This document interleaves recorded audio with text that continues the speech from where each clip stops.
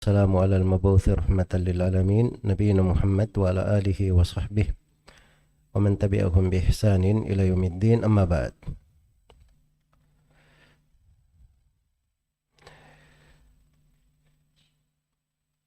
Masih dari dalil-dalil seputar tauhid yang berasal dari kitab tauhid. Kita masih di bab yang kedua dari pembahasan kitab ini. Babu fadli tauhid wa ma yukaffiru minad dzunub. Bagi siapa yang menghitungnya sebagai bab yang kedua. Dan banyak ulama menghitung ini bab yang pertama, kitab tauhid yang di awal buku itu pendahuluan. Dikatakan di sini dari penulis rahimahullahu taala, wa Nabi Sayyidin al-Khudri radhiyallahu anhu anna an-nabiyya sallallahu alaihi wasallam qala Musa ya Rabbi allimni syai'an adhkuruka wa ad'uka bih.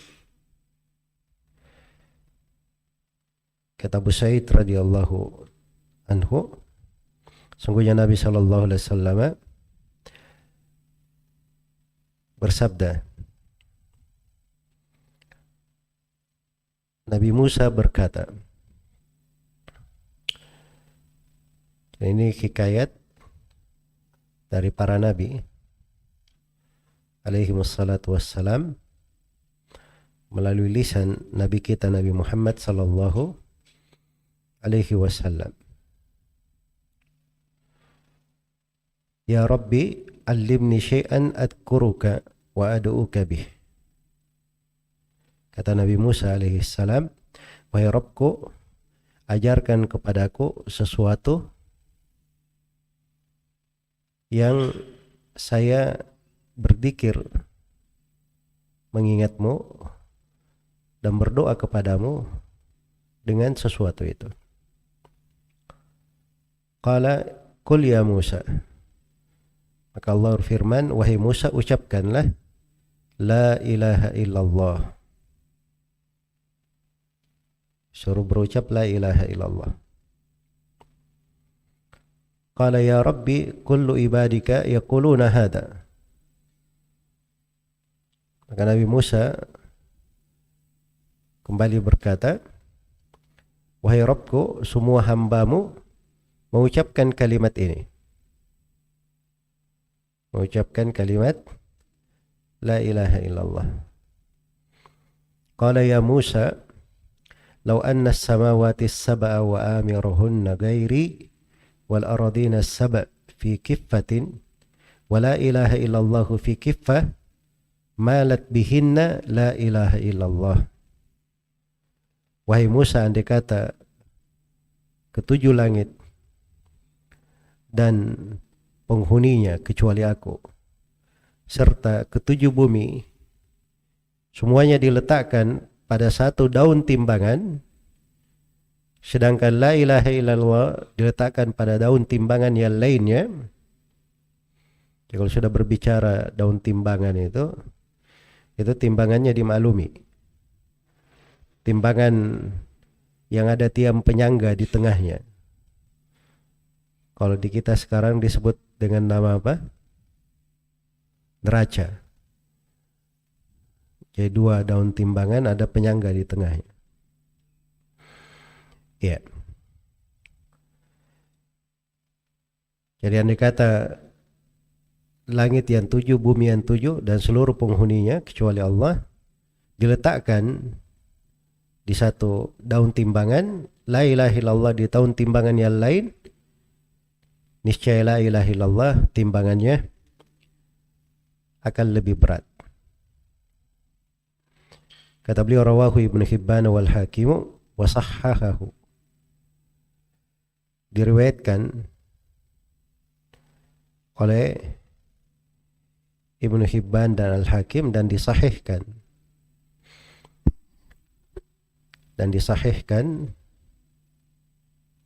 Oleh Al-Hakim. Di bawah di ta'liq disebutkan bahwa diriwayatkan oleh Imam An-Nasai dalam kitab Amalul Yawm wal Laila. Amalul Yawm wal Laila itu tidak masuk di dalam kitab As-Sunanul Kubra, As-Sunanus Sugra yang disebut dengan nama Al-Mujtaba. Asalnya itu ahli hadits, kalau dia menisbatkan hadits biasanya ke buku-buku yang paling populer dulu.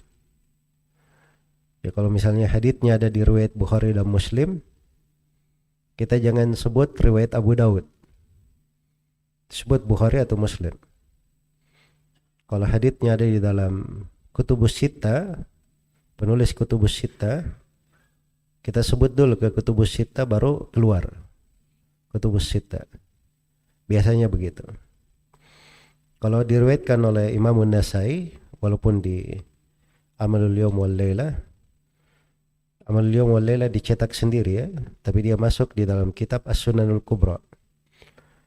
Harusnya penyandaran kepada Imam An-Nasai itu lebih bagus. Iya. Baik, dan haditsnya ini secara umum hadits yang dipakai oleh para ulama dan memiliki pendukung-pendukung. Dikatakan di sini oleh Syekh di pembahasan-pembahasan menjelaskan tentang hadits. Ada 5 pembahasan. Yang pertama, biografi sahabat yang meriwayatkan hadits. Kata beliau, Abu Sa'idin al-Khudri huwa Abu Sa'idin al-Khudri Sa'ad bin Malik bin Sinan al-Khazraji al-Ansari al-Khudri nisbatan ila Bani Khidrah atau nisbatan ila Bani Khudrah, sahabiyun jalilun wa ibnu sahabiyyin rawa anin Nabi sallallahu alaihi wasallam ahadits katsiratan mata sanata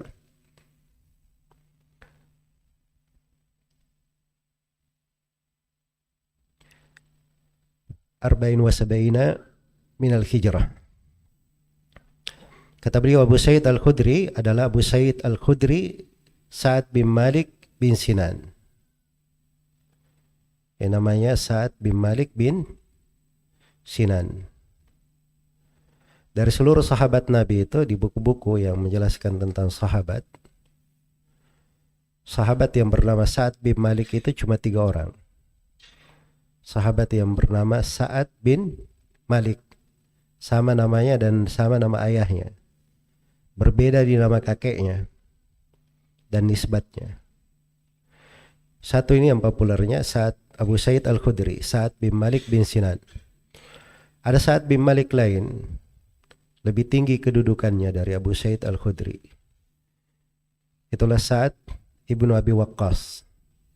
Sa'ad bin Abi Waqqas, salah satu dari 10 orang sahabat yang dijamin masuk surga, dan salah satu dari ahli syura yang dipilih oleh Umar bin Khattab bisa menjadi khalifah. Dan yang ketiga, Sa'ad bin Malik, ayah dari sahabat yang banyak meriwayatkan hadits, Sahal bin Sa'ad As-Sa'idi. Itu nama lengkapnya, Sahal bin Sa'ad bin Malik As-Sa'idi, dari Bani Sa'idah. Itu 3 orang sahabat, hanya 3 itu saja yang bernama Sa'ad bin Malik. Beliau Al-Khazraji, dari Bani Khazraj Al-Ansari, dari sahabat Al-Ansari. Al-Khudrah, Al-Khudriyu nisbatun ila Bani Khidrah. Al-Khudri itu nisbat kepada Bani Khudrah. Beliau adalah seorang sahabat yang mulia dan anak dari seorang sahabat. Jadi kalau disebut Abu Sa'id al-Khudri, maka dikatakan radhiyallahu anhuma. Baik, tadi keceplosan kali saya enggak sebut radhiyallahu anhuma.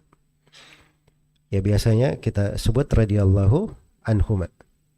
Beliau dan ayahnya, semoga Allah meridai keduanya. Itu etikanya ya. Ketika menyebut sahabat ini dan ayahnya dua-duanya sahabat, maka kita sebut radhiyallahu anhuma. Dan itu menunjukkan suatu hal yang indah di hati. Sebab kalau hatinya itu ada kecintaan terhadap para sahabat Nabi sallallahu alaihi wasallam, dia akan senang ketika nama sahabat disebut. Dan kalau sahabatnya, mereka semuanya sahabat Rasulullah, maka akan dia doakan dengan ridha. Sebab itu sifat orang-orang yang beriman yang datang setelah para sahabat Muhajirin dan Al-Ansar. Sebagaimana firman Allah Subhanahu wa taala, "Walladzina ja'u min ba'dihim yaquluna Rabbana ighfir lana wa li ikhwanina alladhina sabaquna bil iman wa la taj'al fi qulubina ghillan lil ladzina amanu Rabbana innaka ra'ufur rahim." Orang yang datang setelah kaum Muhajirin dan Al-Ansar, mereka selalu berdoa, "Wahai Rabb kami, ampunilah kami dan saudara-saudara kami yang mendahului kami dengan keimanan." Ya. Ini ayat konteksnya setelah penyebutan sahabat Muhajirin dan Al-Ansar. Jadi yang paling dahulu masuk di sini, yang mendahului kita dengan keimanan adalah para sahabat Nabi Shallallahu Alaihi Wasallam. Dan janganlah engkau jadikan ya Allah ada gil, kedengkian, hasad, hiket di hati kami terhadap mereka, terhadap orang yang beriman. Wahai Rabb kami, sungguhnya engkau maha pengasih lagi maha penyayang. Baik. Ini Abu Sa'id Al-Khudri, sahabat anak sahabat. Rawani Nabi sallallahu alaihi wasallam ahaditha katsira. Beliau meriwayatkan dari Nabi sallallahu alaihi wasallam banyak hadits. Bahkan disebut oleh As-Suyuti, dan sebelum As-Suyuti tentunya disebut oleh para ulama, As-Suyuti hanya meringkas dalam dalam 2 bait syair. Disebut sebagai salah satu dari 7 orang sahabat yang paling banyak meriwayatkan hadits dari Nabi sallallahu alaihi wasallam. Riwayatnya lebih 2000 hadits dari Nabi sallallahu alaihi wasallam. Iya. Salah satunya adalah Abu Sa'id Al-Khudri. Jadi 7 orang sahabat. Siapa 7 orang sahabat? 1 Abu Sa'id, 2 Abu Hurairah, 3 Ibnu Umar, Anas bin Malik, Aisyah radhiyallahu anha, Abdullah bin Abbas, Jabir bin Abdullah. Tum hafal 2 bait syair? Ada yang hafal 2 bait syairnya As-Suyuti? Saya kasih hadiah kalau ada yang hafal.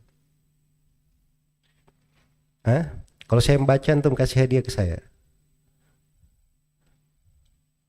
Ada yang hafal? Berarti antum harus kasih hadiah ke saya. Senyum saja kalau gitu. Taib, tamam. Kata Suyuti rahimahullahu ta'ala, al-mukthiruna fi riwayatil athar Abu Hurairah yalihi Ibnu Umar wa Anasun wal bahru kal khudri wa Jabirun wa zaujatun Nabi. Itu 2 bait syair. Antum hafal 2 bait syairnya, 7 nama ada di situ. Al-mukthiruna fi riwayatil athar, sahabat yang paling banyak meriwayatkan hadits. Abu Hurairah yalihi Ibnu Umar. Abu Hurairah setelahnya Ibnu Umar. 2. Wa Anasun wal bahru. Al-bahar maksudnya ada yang menyebut al-khibru. Al-bahar artinya Ibnu Abbas, lautan ilmu. Kemudian Al-Khudri. Al-Khudri ini Abu Sa'id Al-Khudri yang kita bahas. Wa Jabirun, itu Jabir bin Abdullah bin Amr bin Haram radhiyallahu anhuma. Wa zaujatun Nabi, dan istri Nabi. Siapa istri Nabi yang dimaksud? Aisyah radhiyallahu anha. Itu 7 orang sahabat yang paling banyak meriwayatkan hadits. Baik. Beliau meninggal pada tahun 74 Hijriah. Meninggal pada tahun 74 Hijriah. Sahabat Nabi itu enggak ada yang meninggal lebih dari 110 Hijriah. Iya. Kenapa?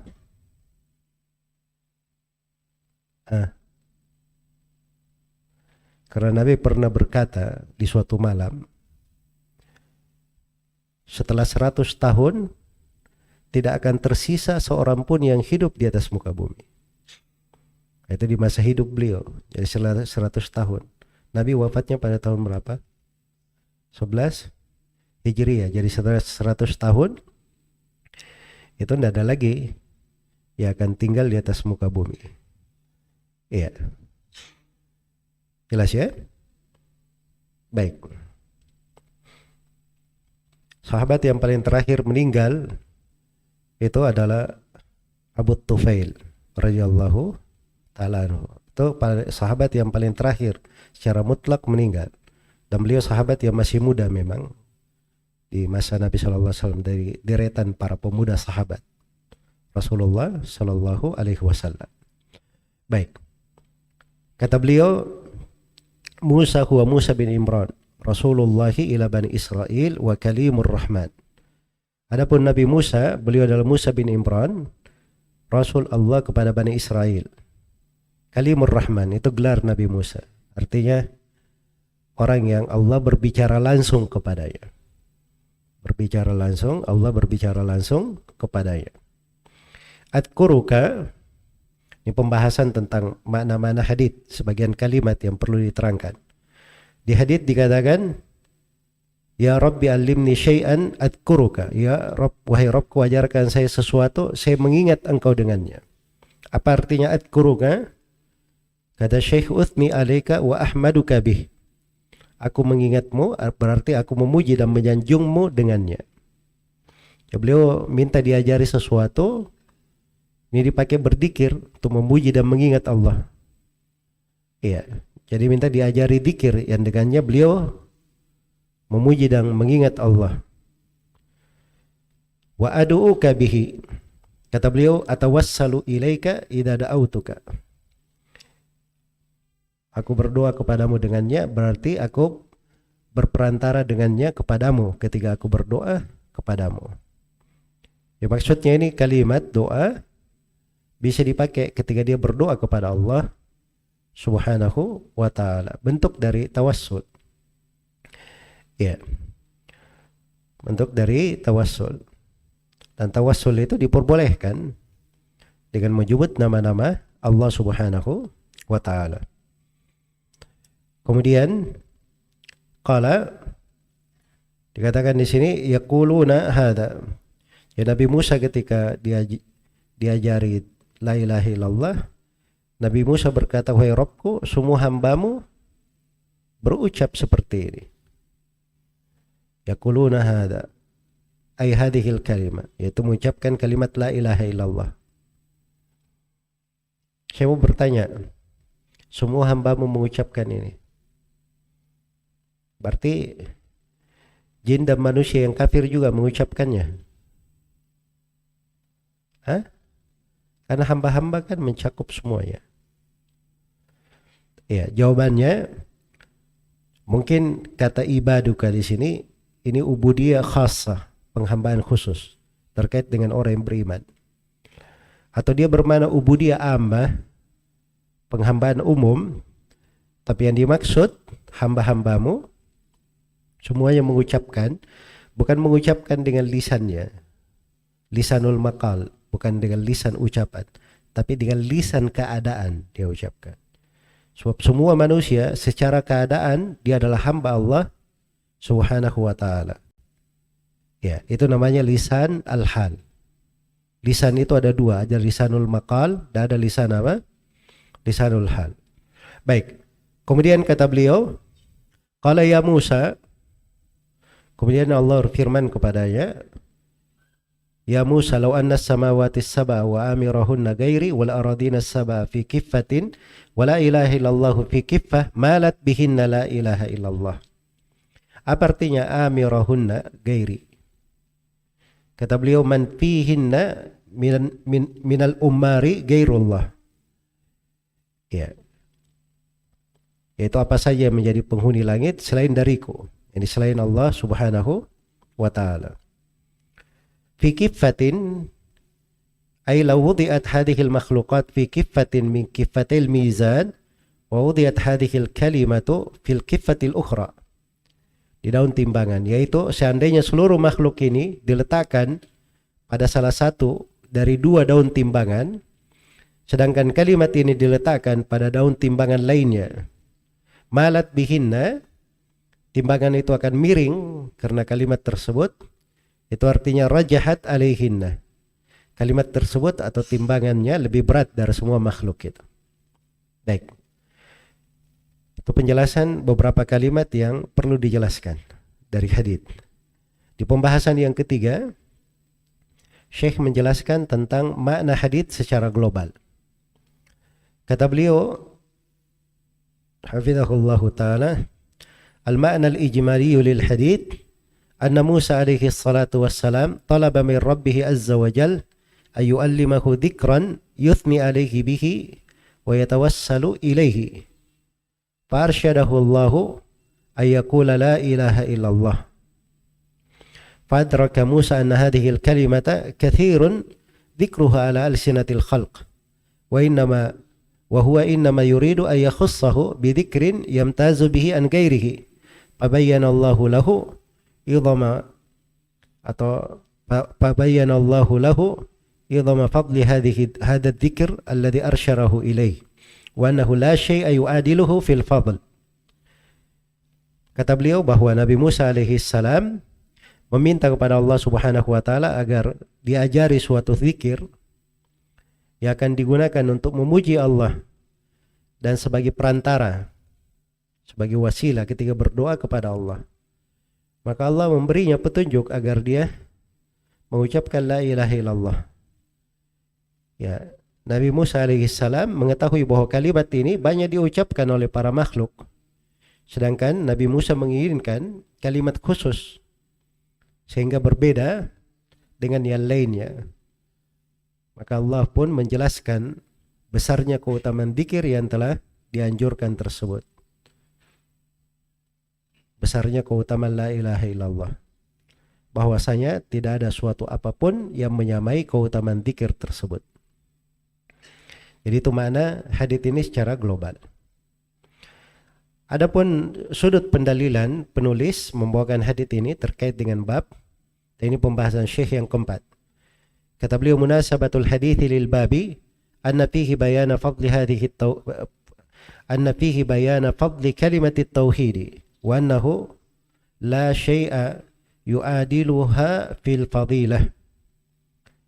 Beliau ingin menjelaskan bahwa hadits ini menjelaskan keutamaan tauhid.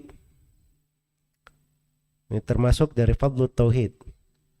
Dan tidak ada sesuatu apapun yang dapat menyamai keutamaan kalimat la ilaha illallah. Makanya kalau kita baca dari dzikir-dzikir yang diajarkan oleh Nabi, maka kapan disebut itu kalimat yang paling afdal, maka la ilaha illallah ada di situ. La ilaha illallah ada di situ. Iya. Ini hari Jumat. Kita baca di surah Al-Kahfi, wal baqiyatus salihatu khairun inda rabbika thawaban wa khairun amala. Apa itu al baqiyatus salihat? Hal yang kekal, hal salih yang kekal. Itu salah satu penafsirannya. Ditafsirkan dalam sebagian hadits. Itu ucapan subhanallah walhamdulillah wala ilaha illallah wallahu akbar. Datang dari sebagian sahabat ditambah yang kelima, la haula wala quwata illa billah.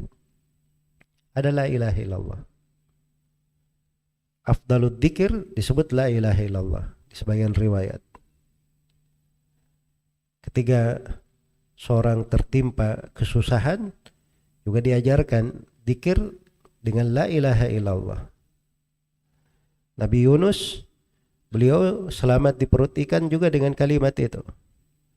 La ilaha illa anta subhanaka inni kuntu minadh dhalimin. Jadi dia masuk di dalam berbagai hal yang besar. La ilaha illallah. Iya. Maka ini dari keutamaan tauhid. Keutamaan tauhid. Tapi subhanallah banyak orang bicara masalah keutamaan itu kurang menyentuh dari pembahasan keutamaan tauhid. Bicara tentang keutamaan dzikir tapi seakan-akan lewat dari kedalaman kata la ilaha illallah itu. Ini karena kurangnya kita di dalam mengkaji pembahasan-pembahasan tauhid. Andai kata dikaji dengan baik dan benar, maka akan sangat bermanfaat sekali untuk kita semua. Allahul musta'an. Yang kelima, yang terakhir, ma yustafadu minal hadith. Faedah yang dipetik dari hadith. Yang pertama, idhamu fadli la ilaha illallah lima tatadammanuhu minat tauhid wal ikhlas. Keagungan keutamaan la ilaha illallah, besarnya keutamaan la ilaha illallah karena di dalam kalimat tersebut terkandung tauhid dan keikhlasan. Iya. Nah, di dalam la ilaha illallah terkandung tauhid dan keikhlasan. Maksudnya dua ini kandungan pokoknya. Dan la ilaha illallah itu punya kandungan lebih besar daripada itu. Yang kedua, fadlu Musa alaihi salam wa hirsuhu ala taqarrubi ilallah. Terdapat keutamaan Nabi Musa alaihi salam dan semangat beliau untuk mendekatkan diri kepada Allah. Ya, kalau para nabi saja seperti ini, mereka adalah hamba-hamba yang diridhai oleh Allah, dicintai oleh Allah, didekatkan kepada Allah, dijamin dengan sorga. Bersamaan dengan itu, mereka selalu mencari sesuatu, meminta tambahan untuk berzikir kepada Allah, mengagungkan dan membesarkan Allah.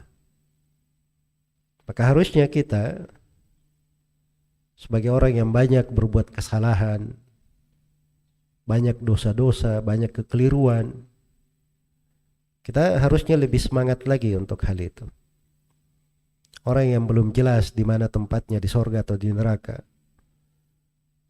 orang yang tidak bisa menjamin akan dirinya, maka harusnya dia lebih berpegang lagi dengan ketaatan-ketaatan yang meluruskan jalannya dan menetapkan jalannya kepada Allah. Yang ketiga, kata beliau, annal ibadata la takunu illa bima syara'ahu Allah wa laysa lil insani ay yabtadi'a fiha min indi nafsihi lianna Musa talaba min rabbih ay yu'allimahu ma yadhkuruhu bih. Ini dari sebuah pendalilan sangat detail ya dari Syekh. Kata beliau bahwa ibadah itu tidak boleh dilakukan kecuali dengan segala hal yang Allah syariatkan. Jadi ibadah itu hanya boleh kalau ada syariat, ada tuntunan dari Allah. Manusia tidak boleh untuk membuat syariat dari dirinya sendiri. Kenapa? Karena Nabi Musa saja, seorang nabi, ketika ingin tambahan sesuatu, dia minta kepada Allah supaya diajari cara berzikir kepada Allah. Kalau bisa membuat syariat sendiri, sudah Nabi Musa nggak main berdoa. Bikin aja tuntunan sendiri. Jelas ya? Jadi memang itu yang berjalan di agama seluruh nabi dan rasul. Mereka itu tahu bahwa diri mereka hanyalah perantara antara Allah dengan makhluk. Seluruh syariat datangnya dari Allah. Dan kewajiban mereka hanya menyampaikan, bukan membuat syariat sendiri. Membuat syariat sendiri. Karena itu kalau ada yang membuat tuntunan-tuntunan, menisbatkannya kepada Allah, itu kelancangan. Kelancangan. Hal yang para nabi dan para rasul tidak berani terhadapnya, mereka lancang di dalam hal itu. Iya. Nasallallahu alaihi wassalam. Kemudian yang keempat, kata beliau, anna mashtaddat al-hajatu wad-daruratu ilaihi kana akthara wujudan. Fa inna la ilaha illallah lamma kana al-alamu muttarran ilaiha kanat akthara al-adhkari wujudan wa aisaraha khusulan. Sungguhnya hal yang sangat diperlukan dan sangat penting, mesti keberadaannya akan banyak didapati.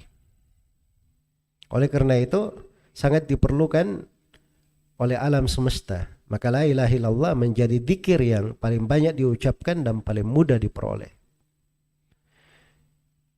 Jadi keperluan orang-orang itu tatkala dia banyak kepada hal tersebut, Allah mudahkan itu. Jelas ya? Karena itu keperluan banyak orang. Orang tidak bisa hidup kecuali dengan apa? Menghirup udara. Ada udara di mana-mana. Orang nggak bisa hidup kecuali dengan air. Diberi dari keluasan dalam air itu. Dari berbagai sumbernya. Iya. Begitu manusia perlu kepada la ilaha illallah, maka dia pun menjadi dzikir yang paling luas dan paling banyak pensyariatannya di berbagai syariat. Termasuk di dalam hadits ini diajarkan kepada Nabi Musa alaihi salam berucap la ilaha illallah. Yang kelima, anna Allah faqas samawat liqaulihi wa amirahunna ghairi. Dan kelima, ini menunjukkan ya dalil bahwa Allah itu berada di atas langit. Karena di dalam hadits dikatakan, andai kata langit yang 7 dan penghuninya selainku kecuali saya. Itu di posisi penyebutan apa? Langit. Ya, itu menunjukkan bahwa Allah Subhanahu wa taala itu berada di atas langit. Dan ini salah satu dalil ya dari sekian ribu dalil yang menunjukkan ketinggian Allah di atas langit. Hanya saja orang-orang yang rusak akal dan fitrahnya yang menolak keyakinan ini. Yang rusak akal dan apa? Fitrahnya. Kalau dalil dari Al-Quran, dari hadits Rasulullah, dari kesepakatan para ulama, itu dinukil dari masa ke masa. Tapi penetapan Allah di atas langit itu bisa diketahui dengan fitrah, dengan akal sehat. Makanya anak kecil saja belum diajari apa-apa, kalau ditanya di mana Allah, dia akan menunjuk ke langit. Itu fitrah. Iya. Tapi ada orang-orang yang sudah dewasa, bahkan kadang menganggap dirinya berilmu, tapi dia nggak tahu Allah itu di mana. Atau dia katakan Allah di mana-mana. Dan ini penyimpangan dari fitrah dan akal sehat. Baik. Kemudian yang keenam, kata beliau annahu la budda fi dzikri bi hadhil kalima min at-talaffudhi biha kulliha. Wa la iktasaru ala lafdil jalala Allah kama yaf'aluhu ba'dul juhal. Ini penting juga ya. Kata beliau merupakan suatu keharusan jika berzikir dengan kalimat ini untuk mengucapkan kalimat la ilaha illallah secara lengkap. Tidak mengucapkan lafdul jalalah saja, tidak mengucapkan Allah saja. Sebagaimana perbuatan sebagian orang-orang bodoh. Banyak yang tersinggung nanti. Orang-orang yang katanya boleh berzikir Allah, Allah, Allah. Ada yang boleh berzikir hu.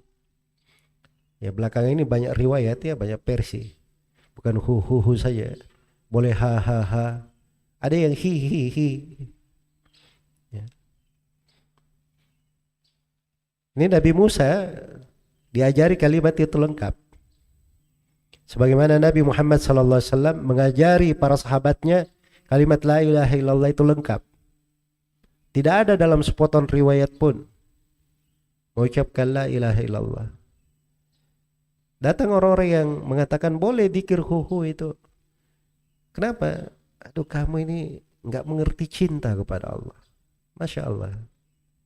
Jadi kamu ini lebih hebat bahasa cintanya dari Nabi dan para sahabat. Kita aja cara berpikir sederhana.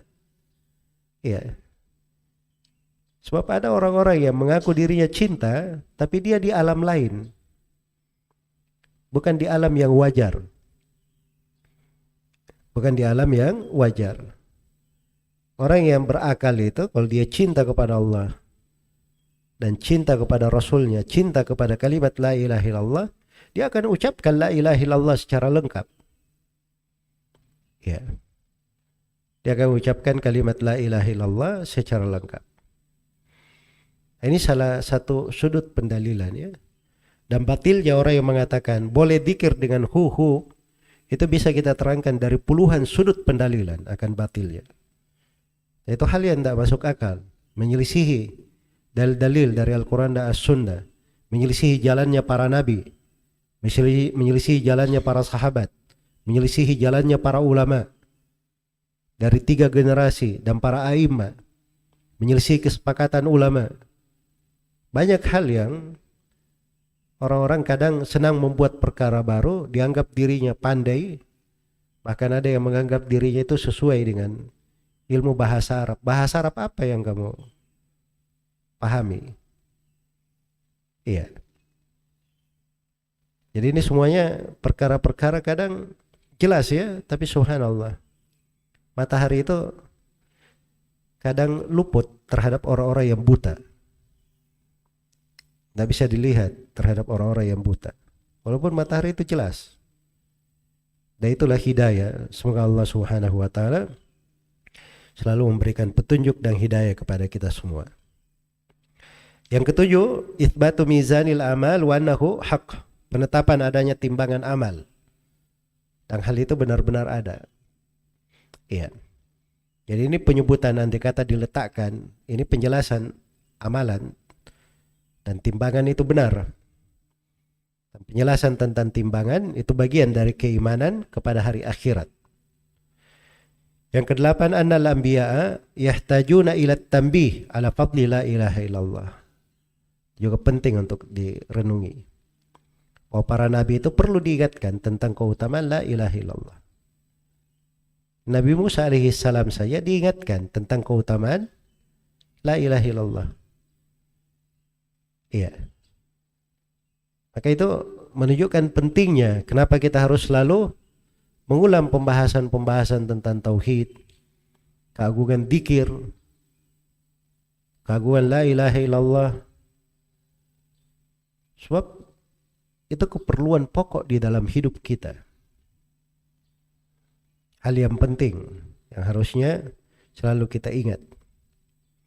Kemudian terakhir, annal aradina sab'un kas-samawat. Bahwa bumi itu ada 7, sebagaimana langit ada berapa? Ada 7. Haditsnya ini jelas ya, bumi yang 7 dan langit yang 7. Iya, sama dengan doa ketika masuk sebuah desa atau sebuah kota, singgah di suatu tempat, kan diajarkan untuk berdoa, Allahumma rabbas samawati sab'i wa ma adlalna wa rabbal aradina sab'i wa ma aqlalna. Ya Allah, Rabb pemilik langit yang 7 dan apa yang dituduhinya, dan pemilik bumi yang 7 dan apa yang ditampungnya. Iya. Itu secara nas, secara lafaz, secara makna ada di dalam Al-Quran. Allahul ladzi khalaqa sab'a samawati wa minal ardi mithlahunna. Allah yang menciptakan 7 bumi, dan dari bumi semisal dengan itu. Semisal ya berarti 7 juga. Itu secara makna ada di dalam Al-Quran. Tapi secara lafaz, ini hadits Abu Sa'id Al-Khudri depan kita, dan hadits yang saya sebutkan tadi, hadits Abu Bakar As-Siddiq radhiyallahu ta'ala anhu. Baik. Selesai pembahasan hadits ini. Baik, silakan bagi siapa yang mau bertanya.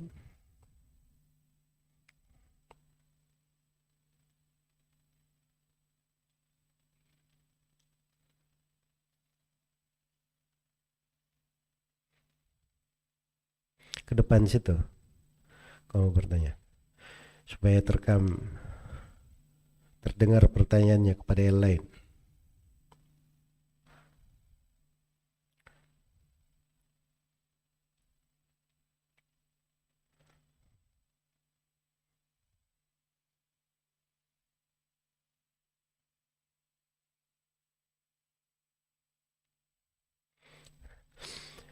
Dalam sebuah hadits diriwayatkan oleh Imam Muslim, Nabi sallallahu alaihi wasallam pernah berkata kepada para sahabat. Beliau bawa seorang. Kata beliau, siapa yang bersedekah untuk orang ini? Pada diam para sahabat. Pada diam. Setelah itu berdiri satu orang. Berdiri satu orang. Dia bersedekah untuk orang itu. Setelah itu diikuti oleh banyak orang, bersedekah juga. Rupanya banyak yang malu-malu. Kemudian Nabi berkata, "Man sanna fil Islami sunnatan hasanah, falahu ajruha wa ajru man amila biha." Siapa yang memberi contoh di dalam Islam dengan contoh yang baik, untuk dia pahalanya dan pahala orang yang mengamalkannya. Ya, makanya kadang terdepan itu bagus ya. Kadang dia nggak sadar memberi contoh kepada orang lain, membuka pembahasan baik kepada orang lain, itu akan menjadi sebab kebaikan. Ada sebagian guru, kita tahu hadir di majelisnya Syekh Shalal Fauzan atau hadir majelis para ulama yang lain. Mereka sudah hadir belasan tahun, ada yang puluhan tahun hadir di situ. Tapi kadang dia bertanya pertanyaan para pemula. Bertanya. Bukan untuk dia bertanyanya, tapi untuk para pemula yang baru hadir. Makanya dia tanya pertanyaan itu. Untuk para pemula yang baru hadir. Itu beberapa potret dari pembahasan ilmu. Nah, baik, silahkan.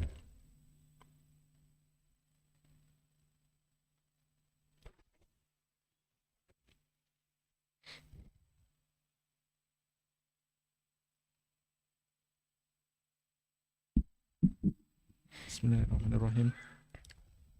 Ustadz mau bertanya terkait mungkin fikih ya, pandemi yang ada di sekitar kita kan sekarang sudah mulai ada perbedaan. Ada masjid yang safnya rapat, ada masjid yang safnya masih renggang. Nah, terkait hal tersebut, apakah misal kita di dekat rumah kita ada masjid yang safnya masih renggang, kemudian ada tuntutan bagi kita untuk memilih masjid yang safnya rapat atau tidak ada tuntutan tersebut? Mungkin itu pertanyaannya. Ya, barakallahu fiik. Bismillahirrahmanirrahim. Alhamdulillahirabbil alamin. Wassalatu wassalamu alal mab'uutsi rahmatan lil alamin. Nabiyina Muhammad wa ala alihi wa sahbihi wa man tabi'ahum bi ihsanin ila yaumiddin, amma ba'd.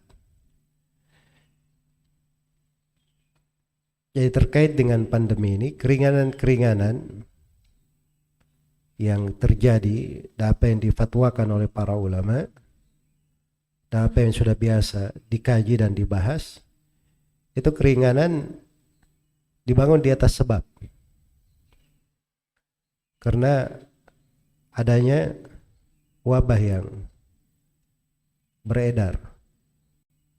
Dan keberadaan wabah itu dari sudut kuat dan lemahnya, kemudian dari sudut anjuran pemerintah di dalamnya, itu beraneka ragam dari satu tempat ke tempat yang lainnya. Iya. Makanya di dalam hal tersebut ada keluasan. Antum pun kalau misalnya pemerintah bilang sudah boleh sholat di masjid seperti biasa, tapi masih ada wabah, antum tahu masih ada misalnya, terus antum mengkhawatirkan untuk diri antum sholat di rumah, nggak ada masalah. Itu bisa jadi keringanan. Bisa jadi keringanan. Karena bahaya yang dikhawatirkan. Orang hujan saja kita khawatir akan diri kita, boleh kita sholat di rumah. Apalagi suatu penyakit yang bisa membawa suatu bahaya. Itu sudut syar'i. Diberi keringanan oleh Allah Subhanahu wa ta'ala. Iya. Ya kalau misalnya di satu masjid, misalnya di peraturan pemerintah sudah dibolehkan untuk rapat, dia mau sholat di situ, boleh saja. Di satu masjid masih renggang, karena memang mungkin ya kasusnya berubah-ubah. Hari ini mungkin tidak ada kasus, besok ada, kemudian ada hal yang baru lagi dan seterusnya. Dia masih menjaga kerenggangan. Ya itu kembali kepada mereka. Nah itu nggak ada masalah, insyaallah ta'ala. Kalau dikatakan normal sepenuhnya itu kalau sudah tidak ada wabah lagi. Atau kalau dikatakan bahayanya sudah tidak ada. Iya. Semuanya itu dibangun di atas dalil-dalil syar'i. Di pembahasan bahaya, Rasulullah bersabda la darar wa la dirar. Tidak ada bahaya dan tidak boleh ada pembahayaan. Di pembahasan keringanan, kita itu diberi izin mengambil keringanan. Akan Rasulullah bersabda, innallaha yuhibbu an tu'ta rukhasuhu. Allah itu cinta keringanan-keringanan yang dia berikan untuk kita lakukan, untuk kita kerjakan. Iya. Kemudian tidak perlu ada ribut-ribut di pembahasan. Ini ribut kepada itu, ribut kepada ini.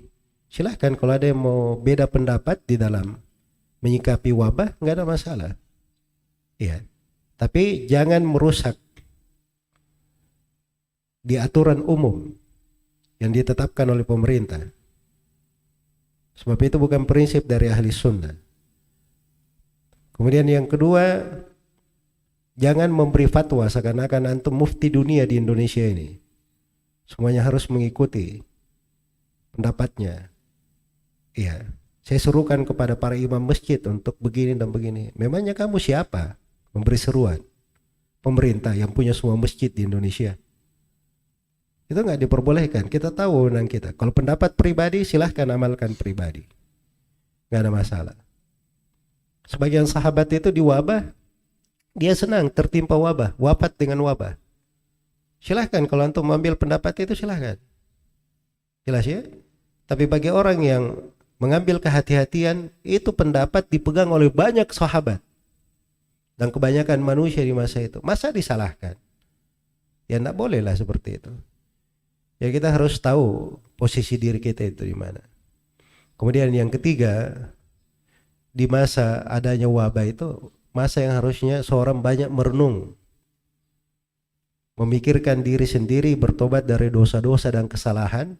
Bukan masa dia memposisikan dirinya untuk ribut dengan manusia, apalagi mencari kesalahan-kesalahan orang atau menjatuhkan dirinya ke dalam dosa-dosa yang lain. Itu tidak cocok ya di dalam makna seseorang itu di dalam apa? Musibah, di dalam sebuah wabah yang dihadapi. Semoga Allah memberi taufik pada semuanya. Wallahu ta'ala. Baik.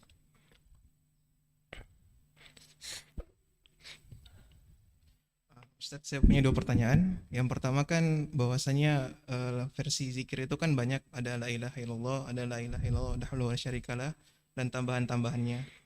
Pertanyaan saya yang pertama itu bahwasanya apa yang afdol diucapkan secara mutlak? Apakah dengan banyaknya lafaz itu melambangkan banyaknya pahala, lebih banyaknya afdolannya atau tidak? Yang kedua, pertanyaan saya tentang hal yang lagi viral sekarang, bahwasanya ada orang yang menendang sesajen atau membuang, mengingkari kemungkaran yang ada di Gunung Semeru, yang itu adalah sesajen. Nah, sikapnya seorang muslim ketika melihat hal yang syirik seperti ini tuh harusnya seperti apa, dan apakah perbuatan tersebut adalah perbuatan yang benar atau tidak? Itu saja. Ya, barakallah. Yang pertama terkait dengan dzikir la ilaha illallah. Dzikir la ilaha illallah itu diajarkan oleh Nabi sallallahu alaihi wasallam dengan kalimat la ilaha illallah saja.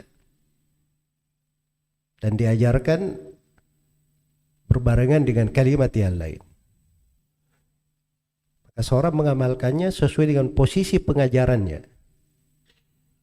Ya, posisi pengajarannya itu yang paling afdalnya. Tapi kalau dia ingin berucap la ilaha illallah saja, dia ingin tambah la ilaha illallahul azim misalnya, maka boleh saja. Ya.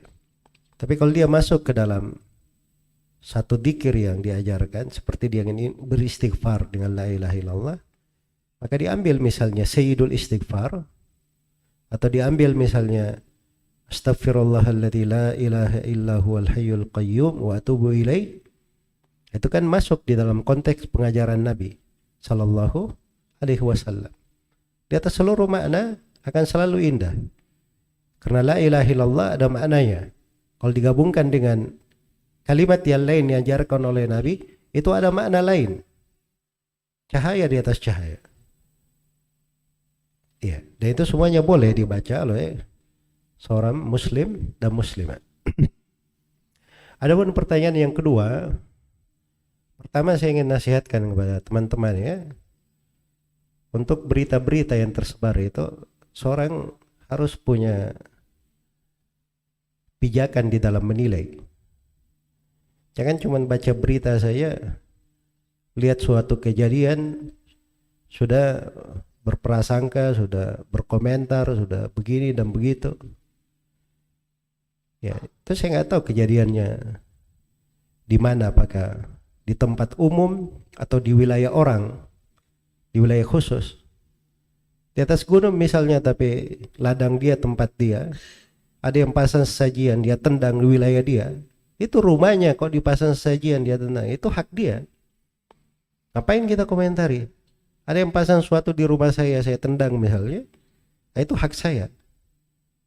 Kok lancang di rumah saya misalnya. Tapi kalau dia di tempat umum, nah itu baru kita pastikan kesalahan orang yang melakukan hal tersebut dalam beberapa sudut yang akan saya terangkan. Yang kedua, sekarang ini fenomena berbuat sesuatu dia rekam, dia sebarkan. Siapa orang yang melakukannya? Apa maksudnya? Itu hati-hati, di Indonesia ini banyak orang-orang yang senang mengadu domba. Banyak orang-orang yang ingin berbuat sesuatu punya maksud-maksud tertentu. Ada udang di balik batu. Ini tidak bisa dalam kejadian-kejadian seperti itu langsung berkomentar, kemudian memastikan niatnya begini, ini orang pasti begini. Ya. Itu keliru juga ya. Kemudian yang ketiga terkait dengan hukum masalah itu, kalau dia kemungkaran umum itu tidak boleh dirubah kecuali dengan tangan pemerintah, orang yang punya kekuasaan. Kalau kemungkaran di tempat umum, makanya tadi saya bilang dirinci itu tempatnya di mana, di konteks apa. Kalau di tempat umum itu tidak boleh untuk dirubah. Tempat umum. Nabi SAW itu ketika menaklukkan Mekah, di dalam Musnad Imam Ahmad disebutkan di dalam Mekah itu ada 360 berhala. Ada 360 berhala. Saya mau bertanya, mana Umar ibn Khattab, Abu Bakar As-Siddiq, para sahabat lain ketika di Mekah? Kenapa dia tidak pergi tendang berhala itu? Hah? Bukankah itu sebab kesyirikan, sebab turunnya musibah dan malapetaka? Yang lebih, pertanyaannya lebih daripada itu, mana Nabi SAW? Kenapa enggak melakukannya? Ini pertanyaan harusnya kita pikir sesuatu itu. Dalam Islam itu, tidak boleh seseorang melakukan sebuah perbuatan yang mengakibatkan kemungkaran lebih besar. Karena itu dikatakan dalam Al-Quran, وَلَا تَسُبُّوا الَّذِينَ يَدْعُونَ مِنْ دُونِ اللَّهِ فَيَسُبُّوا اللَّهَ عَدْوًا بِغَيْرِ عِلْمٍ. Jangan kalian mencela orang yang beribadah kepada selain Allah. Jangan kalian mencela orang yang beribadah kepada selain Allah, karena mereka akan balik mencela Allah tanpa ilmu. Ya, tadinya Allah tidak dicela, tapi gara-gara kita mencela orang-orang yang beribadah kepada selain Allah ini, mencela sembahan mereka, mereka balik mencela Allah. Siapa yang berdosa? Hah? Yang menjadi sebab itu berdosa juga. Karena itu Nabi SAW bersabda, la'anallahu man la'ana walidayhi. Allah melaknat orang yang melaknat kedua orang tuanya. Sahabat heran, ya Rasulullah, bagaimana ada anak melaknat kedua orang tuanya? Maka Nabi berkata, dia melaknat orang tua orang itu balik melaknat orang tua dia. Jadi dihukumi oleh Nabi seperti melaknat apa? Kedua orang tuanya. Itu posisinya sama tadi dengan orang yang mencela Allah itu. Makanya beragama itu bukan semangat saja. Merubah kemungkaran itu ada kaidah-kaidahnya di dalam merubah kemungkaran. Kemungkaran itu kalau dia akan melahirkan, ketika dirubah akan melahirkan kemungkaran lebih besar, itu hukumnya haram menurut kesepakatan para ulama. kemungkaran kalau dia melahirkan sesuatu yang semisal dengannya, maka ini letak ijtihad. Kalau semisal dengannya, ya. Kemungkaran kalau dia melahirkan hal yang dibawanya, ada mungkar, tapi melahirkan mungkar, tapi mungkarnya tidak begitu kecil, tidak begitu besar. Ya, ini letak ijtihad. Tapi asalnya mengingkari kemungkaran itu untuk menghilangkan kemungkaran dan mendatangkan kemaslahatan. Itu harus dipahami. Harus dipahami. Dan tidak ada dari seorang ulama yang memberi fatwa boleh seperti itu. Nah itu Syekh Shalih Al-Fauzan pernah ditanya, ya Syekh, ada berhala di satu tempat. Kalau saya bakar, saya hilangkan, tidak ada yang tahu. Apa boleh saya melakukannya? Kata Syekh, nggak boleh. Kenapa?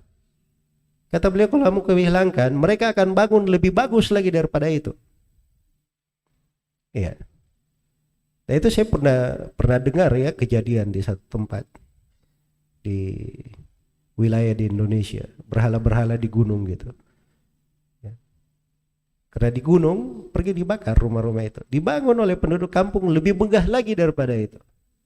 Kira-kira siapa yang menanggung kalau seperti itu? Ya orang yang melakukan kemungkaran tanpa ilmu ini.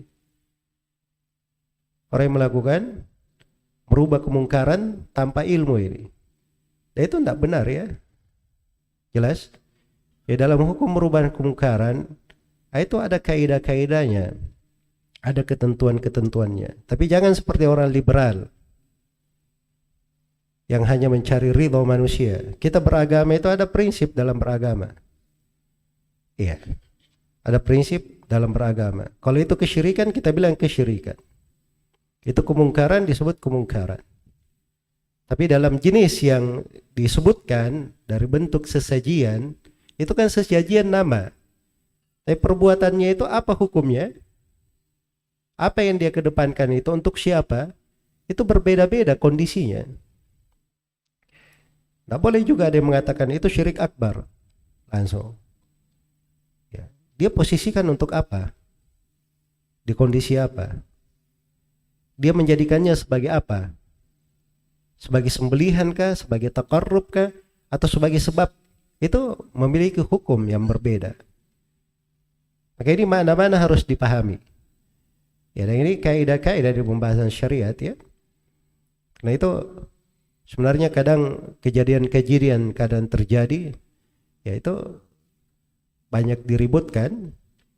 Ya, mungkin banyak hal terkait dengan apa-apa yang telah saya terangkan. Semoga Allah Subhanahu wa taala memberi taufik kepada semuanya, wallahu taala alam. Baik.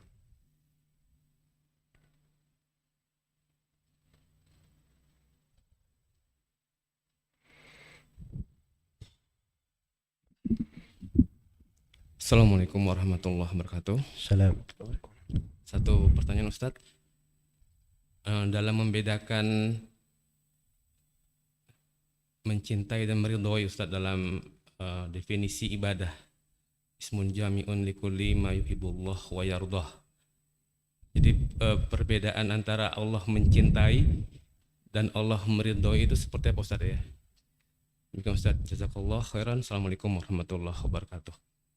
Waalaikumsalam warahmatullahi wabarakatuh. Al-mahabbah dan ar-ridha itu dua sifat dari sifat Allah Subhanahu wa taala, diterangkan di dalam Al-Qur'an dan hadits Rasulullah sallallahu alaihi wasallam. Allah cinta kepada hambanya. Wallahu yuhibbus sabirin. Innallaha yuhibbut tawwabina wa yuhibbul mutatahhirin. Wallahu yuhibbul muhsinin. Dan banyak lagi. Allah cinta kepada orang yang sabar. Allah cinta kepada orang yang senang bertobat dan mensucikan dirinya. Allah cinta kepada orang yang berbuat ihsan. Iya. Innallaha yuhibbul abd idza amila amalan ayyudkinahu. Allah cinta seorang hamba kalau dia bekerja sebuah pekerjaan, dia mutkin dalam pekerjaannya, sempurna dan lengkap. Sama dengan ridha, itu sifat Allah. Laqad radiyallahu 'anil mu'minin. Allah ridha terhadap kaum mukminin. Radhiyallahu anhum, Allah ridha kepada mereka. Dalam hadits Anas bin Malik riwayat Muslim, innallaha la yarda 'anil 'abd idza akala aklatan ay yahmadallaha 'alaiha. Sungguhnya Allah cinta kepada seorang hamba kalau dia makan, Allah ridha kepada seorang hamba kalau dia makan sebuah makanan, dia memuji Allah di atasnya. Demikian pula kalau dia minum sebuah minuman dalam kelanjutan hadits. Itu semuanya penetapan sifat ridha. Mahabbah dan ridha itu ada sudut perbedaan. Mahabbah itu bermakna cinta, kecintaan terhadap apa yang dicintai. Adapun ridha itu terkait dengan keridhaan terhadapnya. Telah dibenarkan apa yang dia kerjakan dan disetujui apa yang dia lakukan. Itu kaitan dengan makna ridha. Jadi dua hal itu ada perbedaan.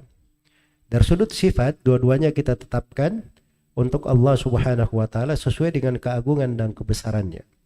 Dan secara umum kaidahnya dalam penetapan sifat adalah sebagaimana firman Allah Subhanahu wa taala, "Laisa kamitslihi syai'un wa huwa as-sami'ul basir." Allah tidak serupa dengan suatu apapun dan dialah Allah yang Maha mendengar lagi Maha melihat. Wallahu taala alam.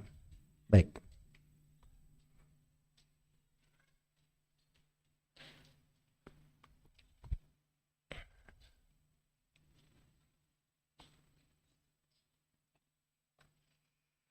Bismillahirrahmanirrahim.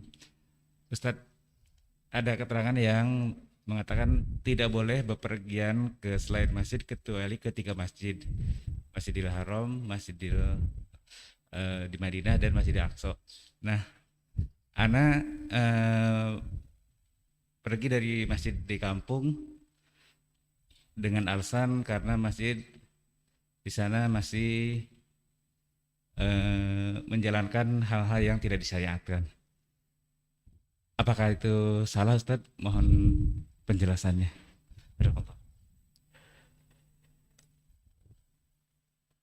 Jadi hadits Abu Sa'id Al-Khudri riwayat Bukhari dan Muslim. Rasulullah sallallahu alaihi wasallam bersabda, "La tushaddur rihal illa ila thalathati masajid. Masjidil Haram wa masjidi hadha wal Masjidil Aqsa." Tidak dilakukan perjalanan dalam rangka ibadah kecuali pada 3 masjid. Masjidil Haram, masjidku ini kata Nabi SAW, dan masjid apa? Masjidil Aqsa.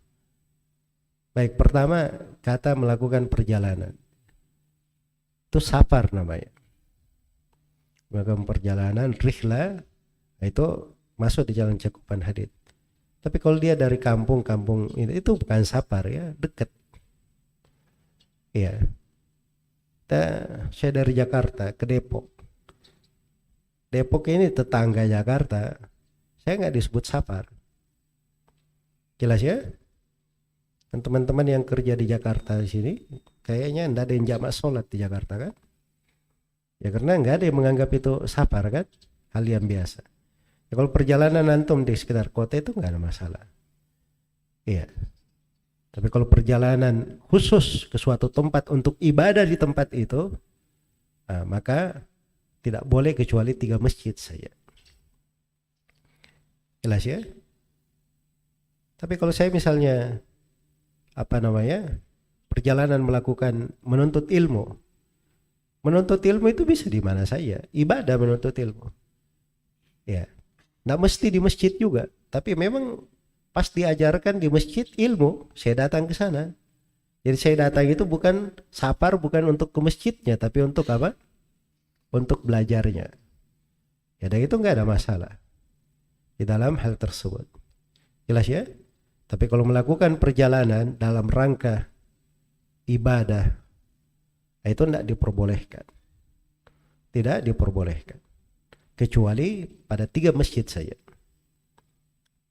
Masjidil Al-Haram, Masjid Nabawi, dan Masjid Al-Aqsa. Mungkin ada yang bertanya, kenapa kita disyariatkan kalau ke Masjid Nabawi berziarah ke kuburan Nabi SAW, memberi salam kepada Nabi Abu Bakar dan Umar menziarahi kuburan Baqi dan menziarahi kuburan syuhada Uhud? Jawabannya iya. Kalau antum sudah tiba di Medina, maka yang lainnya itu mengikut. Tujuan dasarnya itu ke sana bukan untuk ke kuburan Nabi. Tujuan dasar ke sana adalah ke Masjid Nabawi. Nah, begitu sudah sampai di Masjid Nabawi, yang mengikut itu boleh ikut di situ. Karena itu kalau seorang berjalan dari negerinya ke Masjid Nabawi, itu tujuannya masjid. Tapi kalau sudah sampai di Masjid Nabawi, semua yang disyariatkan untuk dikunjungi ada 5. Yang pertama, Masjid Nabawi, itu asalnya kita ke sana. Yang kedua, boleh ke Masjid Quba untuk sholat sunnah di sana, sebab itu senilai umroh. Yang ketiga, ini terkait dengan ziarah 3 kubur. Yang pertama kuburan Nabi Sallallahu Alaihi Wasallam. Ketika menziarahi kuburan Nabi, karena ada Nabi di situ, dan dikubur juga Abu Bakar dan Umar sekalian, diberi salam untuk keduanya. Sebagaimana kita kalau berziarah ke yang keempat, kuburan Baqi dan pekuburan syuhada Uhud yang kelima, itu kan kita memberi salam kepada seluruh kaum muslimin dan muslimat yang ada di situ. Iya. Dan ini mengikut. Berziarah ke kuburan itu tidak dilarang. Bahkan itu adalah amalan yang disunnahkan. Dalam hadits Buraidah yang diriwayatkan oleh Imam Muslim, Nabi sallallahu alaihi wasallam bersabda, "Kuntu nahaitukum an ziyaratil kubur fazuruha fa innaha tudzakirukumul akhirah." Kata Nabi sallallahu alaihi wasallam, dulu saya pernah melarang kalian dari berziarah ke kuburan. Tapi sekarang silahkan kalian berziarah ke kuburan. Karena berziarah ke kuburan itu mengingatkan kepada akhirat. Jadi kalau ziarahnya untuk mengingat akhirat itu sunnah. Itu yang disunnahkan. Hanya saja yang keliru itu, orang ziarah ke kuburan mengagungkan penghuni kubur. Mengagungkan kuburannya. Mengagungkan penghuninya. Meminta kepada penghuninya. Ini semua yang dilarang oleh Nabi Sallallahu Alaihi Wasallam. Rasulullah Sallallahu Alaihi Wasallam telah mutawatir dari beliau, diriwayatkan oleh puluhan sahabat Rasulullah Sallallahu Alaihi Wasallam, bahwa Nabi bersabda, "La'anallahu al-yahuda wan nasara ittakhadhu qubur anbiya'ihim masajid." Allah melaknat orang-orang Yahudi dan Nasara menjadikan kuburan nabinya sebagai masjid-masjid yang diibadahi. Nah, pengagungan terhadap kuburan itu yang dilarang. Jelas ya, adapun kalau berziarah ke kuburan mengingatkan akan hari akhirat, itu adalah hal yang baik. Kita berziarah ke kuburan mengingat akhirat. Begitu sampai di sana, kita doakan sekalian penghuni kubur. Begitu sampai di sana ada kuburan ayah dan ibu kita doakan sekalian di situ, nggak ada masalah. Karena itu mengikut saya, semuanya mengikut, dibolehkan. Tapi kalau untuk mendoakan orang tua kita yang dikubur, itu mendoakannya dalam sholat malam, itu lebih utama dan lebih didengarkan. Dan itu harusnya yang kita lebih semangat di dalam mengerjakannya. Semoga Allah Subhanahu wa taala memberi taufik kepada semuanya. Wallahu taala alam.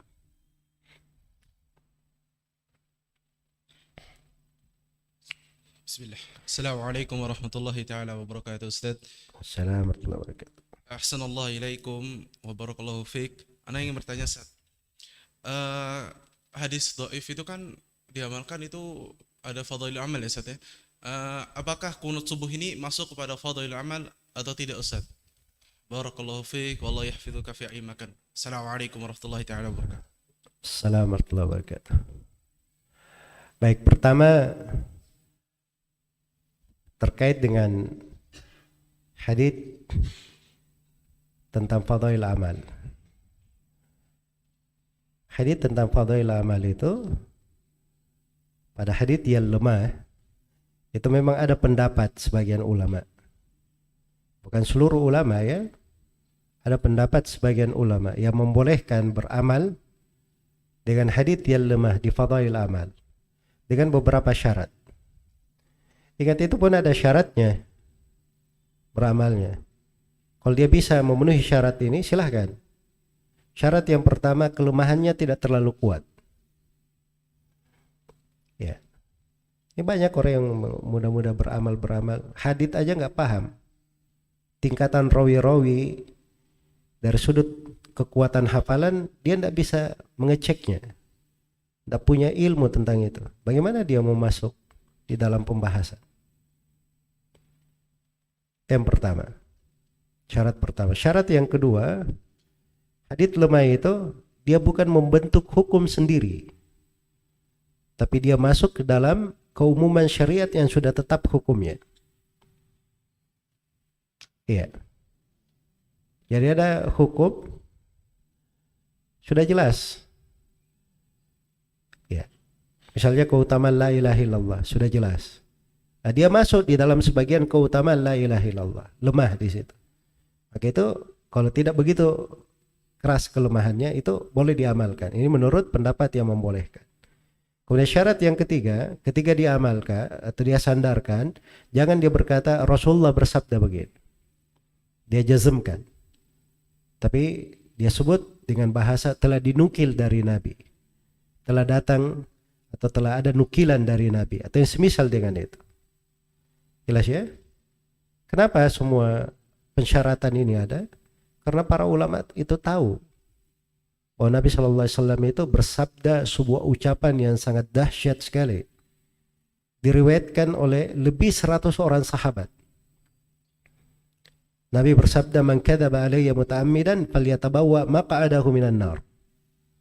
Siapa yang berdusta atas namaku dengan sengaja, maka hendaknya dia siapkan tempat duduknya dari api neraka.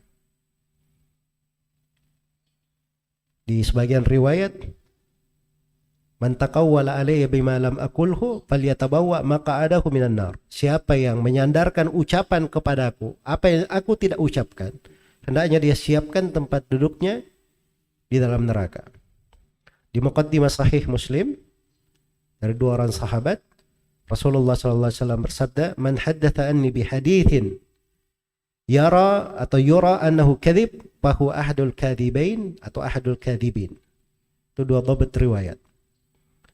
Siapa yang bercerita dariku siapa yang bercerita dariku sebuah hadits, padahal hadits ini dia pandang atau dia sangka hadits itu lemah atau hadits itu dusta. Kata dusta itu di bahasa orang Hijaz kadang bermakna keliru. Dia sangka keliru. Maka dia adalah salah satu dari dua pendusta atau salah satu dari para pendusta. Jadi ini hukum-hukum tegas dari Nabi Sallallahu Alaihi Wasallam. Karena itu tidak boleh seorang bergampangan ya masuk di dalam hal-hal tersebut. Itu yang pertama, terkait dengan fadail amal. Kemudian yang kedua, kunut subuh itu terkait dengan ahkam, bukan terkait dengan fadail amal. Tidak syah di situ beramal dengannya karena dia terkait dengan apa? Terkait dengan hukum. Dia menambah hukum di sholat subuh. Kunut subuh. Artinya kalau memang kunut subuh Nabi Shallallahu Alaihi Wasallam di dalam kehidupannya, maka itu akan dinukil dalam riwayat yang sahih. Ternyata dia hanya dinukil dari riwayat seorang rawi yang bernama siapa? Abu Ja'far Ar-Razi, Isa bin Maimun atau Isa bin Abi Isa, dan dia ini disepakati oleh ahli hadits tentang kelemahannya, tentang kelemahan riwayatnya. Iya. Dari sudut rawinya. Tapi itulah pandangan para ulama tentang riwayat itu ada beraneka ragam ya di pembahasan ilmu hadits. Iya. Jadi kalau misalnya seperti ulama kita yang memfatwakan haditsnya lemah. Tapi kalau misalnya kita berada di tengah masyarakat, mereka kunut subuh, maka kita sholat di belakangnya, kita ikut kunut subuh, nggak ada masalah. Itu diambil dari dalil-dalil lain, nggak mesti dari dalil itu. Diambil dari dalil-dalil lain. Nah, itu pembahasannya panjang, itu banyak fikihnya di situ. Cuman banyak orang yang kadang kurang paham hal-hal yang detail dan teliti seperti itu. Semoga Allah memberi taufik kepada semuanya. Wallahu ta'ala.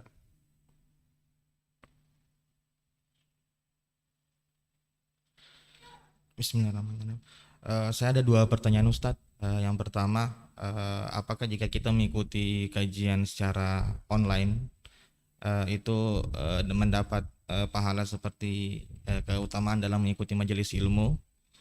Kemudian apakah kalau misalkan kita tidak sempat mengikuti live-nya karena mungkin ada halangan, nanti setelah itu baru kita putar lagi, apakah kita juga tetap mendapatkan keutamaan tersebut? Kemudian yang kedua, misalkan kita diminta untuk menjadi DKM masjid Ustaz, tapi masjid tersebut masih menerapkan bid'ah dan lain-lain, itu gimana hukumnya Ustaz? Barakallahu fiik. Baik, terkait dengan pertanyaan pertama, apakah orang yang hadir secara online sama seperti orang yang hadir secara offline, hadir langsung? Jawabannya berbeda ya. Berbeda. Hadits-hadits yang menjelaskan tentang keutamaan hadir di majelis ilmu itu bagi orang yang hadir secara langsung. Bagi orang yang hadir secara langsung. Sudut kehadiran itu ada keutamaannya. Sudut belajar, betul kalau sudut belajarnya, menuntut ilmunya. Yang online juga dapat. Dia ulangi lagi pelajaran, dapat lagi keutamaan dari sudut belajarnya. Tapi dari sudut hadir di majelis ilmu, itu terkait dengan kehadirannya. Terkait dengan kehadirannya. Makanya Nabi Shallallahu Alaihi Wasallam itu memposisikan orang yang lihat tempat kosong di majelis, dia maju ke depan, itu dibedakan dengan orang yang lihat tempat kosong di belakang, dia cuma duduk di belakang. Yang maju ke depan itu kata Nabi, fa'awa ilallah fa'awallahu ilaihi. Dia bersegera kepada Allah, Allah bersegera kepadanya.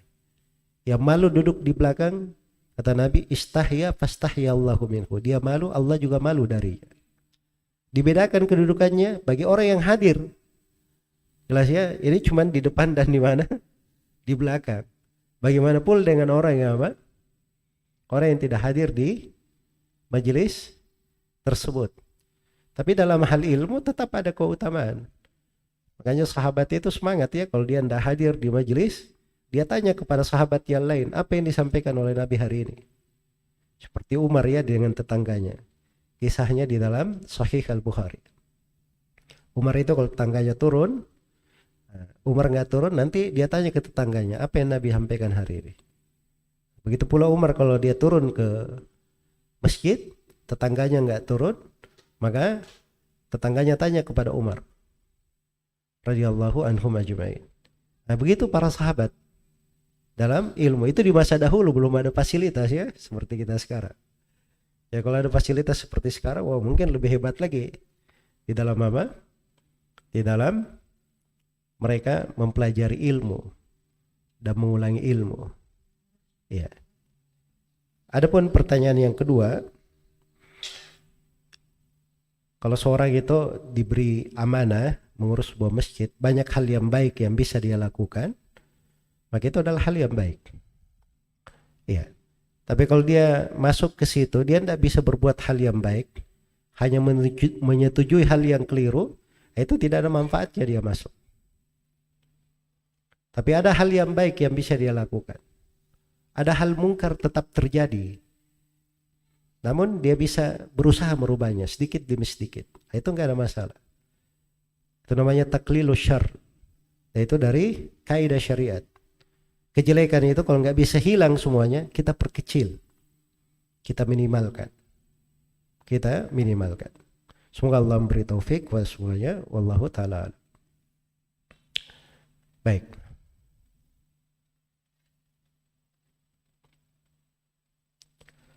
Bismillahirrahmanirrahim. Ini ada Ustaz, Anda dapatkan dalam hadis Sahih Bukhari, riwayat dari Adi bin Hatim radhiyallahu an, bahwasanya seorang sahabat mengeluhkan kepada Rasulullah mengenai kefakirannya, dan seorang yang lain mengeluhkan mengenai para perampok di jalanan.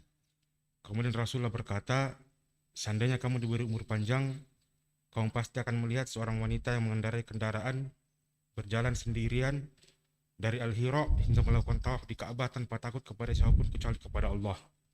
Kemudian dalam hadis yang lain disebutkan larangan wanita bersafar sehari semalam tanpa mahram. Pertanyaan di sini, apakah ini menunjukkan bahwa larangan wanita bersafar tanpa mahram itu bukan mutlak, karena yang terpahami selama ini itu mutlak sama sekali, nggak boleh sama sekali. Sementara dalam hadis ini ada, dalam hadis yang ada persyaratan sehari semalam. Dalam hadis Adi bin Hatim ini bahkan berjalan sendiri dari Hira, negeri yang jauh ke Mekah. Itu riwayat Dari siapa Ustaz. tadi haditsnya? Riwayat Bukhari Ustaz, dalam Hah? Fathul Bari, riwayat Bukhari. Sahih Bukhari. Baik. Jadi haditsnya itu tentang, kayaknya bukan Adi bin Hatim itu. Dari Khabbab Ibn al-Arad kali. Nama sahabatnya. Coba diperiksa lagi. Jadi haditsnya itu tentang sebagian sahabat yang datang mengadukan berbagai penyiksaan yang terjadi, hal-hal yang berat mereka hadapi dari kaum musyrikin. Maka Nabi SAW memerintah kepada para sahabatnya untuk bersabar. Kata beliau, qad kana man qablakum, ada orang-orang sebelum kalian itu dibawakan gergaji, dibelah antara dua badannya. Ada yang dibawakan sisir besi sampai membelah dagingnya, menyentuh tulangnya. Dan itu tidak menghambat mereka dari agama mereka. Kemudian kata Rasulullah, wallahi la yutimmanna Allahu hadzal amr hatta yasirur rakibu min Hadramaut ila Sana'a, atau dari kota mana begitu, ila Sana'a, wala yakhafu illallah wa dhi'b ala qadamihi. Demi Allah, Allah akan menyempurnakan agama ini, menjayakannya, sampai akan berjalan seorang berkendaraan dari mana ke Sana'a begitu, dan dia tidak takut kecuali hanya Allah saja. Dan yang dikhawatirkan adalah apa? Ada serigala yang menggigit kambingnya. Ya. Jadi maksudnya nanti akan dijayakan umat ini, diberi keamanan, ketenangan di tengah mereka. Jadi itu haditsnya di Sahih Al-Bukhari. Dengan lafaz yang saya sebutkan tadi saya nggak tahu ya, saya nggak pernah baca itu dengan lafaz itu. Tapi kalau misalnya antum punya lafaznya, itu perlu bisa dilihat dari sudut mana. Jadi kaidah syariat itu tetap perempuan tidak boleh melakukan perjalanan tanpa mahram. Yang ada silam pendapat itu apabila perempuan banyak orang melakukan perjalanan, tapi dia banyak orang bukan sendirian. Itu boleh atau tidak? Itu pun mayoritas ulama mengatakan tidak boleh. Dan yang membolehkan itu pendapat sangat lemah yang membolehkan. Itu dihukum pembahasan. Jadi kalau sudah tahu tentang hukum dasarnya, pembahasan di tengah para ulama, kalau ada yang membawakan hadits-hadits seperti itu, mudah kita memahaminya. Mungkin dia keliru di dalam menukil, mungkin dia salah memahami, atau mungkin ada hal yang lain menunjukkan kelemahan di dalam pendalilan. Ya, wallahu ta'ala alam. Baik. Ada pertanyaan lain? Atau sampai sini dulu? Waktunya juga sudah lewat 3 menit. Baik, nggak apa-apa. Pertanyaan terakhir.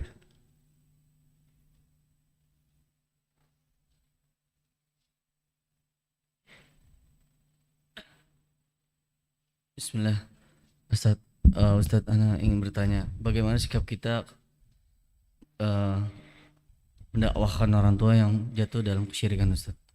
Bagaimana tipsnya, caranya untuk orang tua itu bahwa apa yang dilakukan itu adalah suatu kesyirikan, Ustadz? Terima kasih. Ya, barakallahu fiik. Itu pertama begini. Syirik itu dari pokok kerusakannya ketergantungan hati kepada selain Allah Subhanahu wa taala. Atau bahasa lainnya, kelemahan hati bergantung kepada Allah, bersandar kepada Allah. Iya. Ya, biasanya kalau orang-orang jatuh dalam kesyirikan, diperkuat dari arah itu, lalu diberi nasihat, itu lebih mudah dia terima. Lebih mudah dia terima. Jadi kuatkan hatinya bagaimana bergantung kepada Allah. Kepadanya adalah tempat bersandar. Seluruh makhluk adalah ciptaannya. diberikan dari mana-mana tauhid terkait dengan itu. Kemudian setelah itu diterangkan Islam yang benar yang dibawa oleh Nabi Sallallahu Alaihi Wasallam. Bahwa Islam yang dibawa oleh Nabi Sallallahu Alaihi Wasallam itu adalah menghilangkan segala bentuk kesyirikan. Kaum musyrikin di masa Nabi itu bukan hanya dikatakan mereka menyembah berhala saja, tidak menyembah kepada Allah, enggak. Kaum musyrikin di masa Nabi itu mereka juga berdoa kepada Allah, melakukan haji, bernadar untuk Allah. Tapi mereka mempersekutukan Allah dengan selain Allah di dalamnya. Itu bentuk kesyirikannya. Tidak murni ibadahnya kepada Allah. Nah, maka memahami kondisi ini itu akan memudahkan orang untuk mengenal, oh rupanya begini agama kaum musyrikin. Ya. Setelah itu kita terangkan tentang keburukan perbuatan kesyirikan yang dia lakukan. Tergantung jenis kesyirikannya kayak bagaimana. Diterangkan tentang keburukannya dari sudut kesyirikan itu sendiri yang dia kerjakan. Maka insyaallah ta'ala dengan hal itu, tahapan-tahapan itu akan mudah untuk mengajaknya kepada tauhid, kepada jalan yang lurus. Semoga Allah Subhanahu wa taala memberi hidayah kepada seluruh kaum muslimin dan muslimat yang tidak berada di atas jalan yang lurus, keluar dari jalan. Dan semoga Allah Subhanahu wa taala menguatkan kita semua di atas Islam dan sunnah.